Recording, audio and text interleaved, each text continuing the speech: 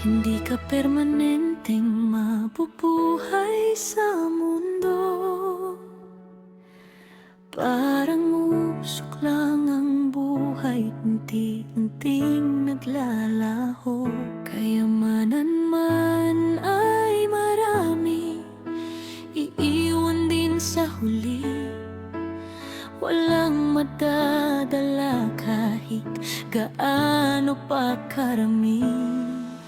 Habang may lakas ka pa at may pagkakataon, maghasik ka ng kabutihan sa bawat panahon. Ng puso mong marunong magmahal at magbigay, siyang yaman na mananatili habang buhay.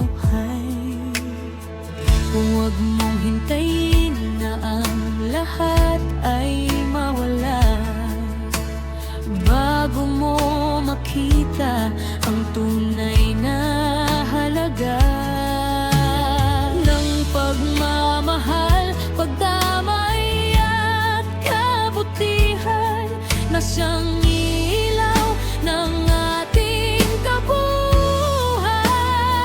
Huwag kang madamot para di ka rin pagdadamutan.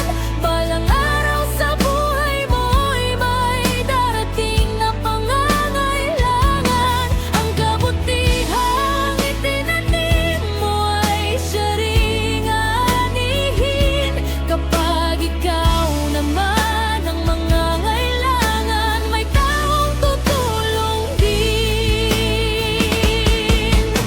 Hindi ka permanenteng mabubuhay sa mundo, kaya't mag-iwan ka ng pagmamahal at respeto.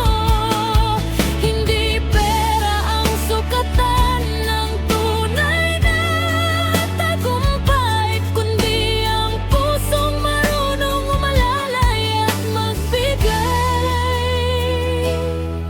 Maraming taong nagugutom at naghihirap ngayon.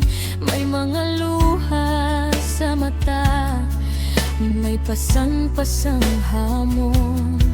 Kung may sobra ka mang biyaya sa iyong buhay, magbahagi ka kahit kaunti, malaking bagay.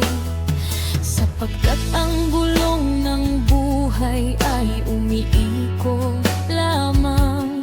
Minsan ikaw ang nasa taas, minsan nasa ibaba naman. Kapag dumating